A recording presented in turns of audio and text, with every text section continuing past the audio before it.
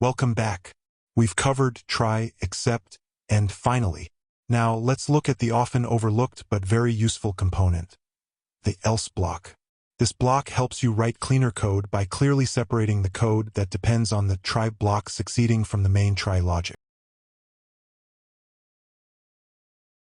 1. The condition for else. The else block is executed only if the try block runs completely without raising any exceptions.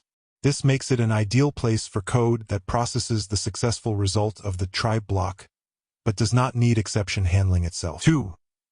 Example, successful calculation. In this example, if the division in the try block succeeds, Python skips the except block and executes the else block, printing the result. This separates the error-prone step, division, from the success processing step, printing the result, making the code easier to read and maintain. 3. Example, handling failure. Now, if we introduce a zero division error, the try block fails. Python immediately jumps to the except block. The else block is completely skipped, confirming that the success-dependent code is never executed when an error occurs.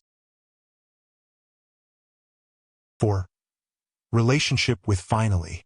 It's important to remember that if the else block is present and runs successfully, the finally block runs immediately after it.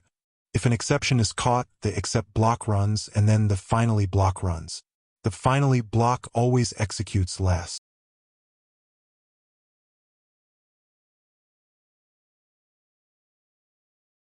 To summarize, we've now covered the complete structure, try except else finally.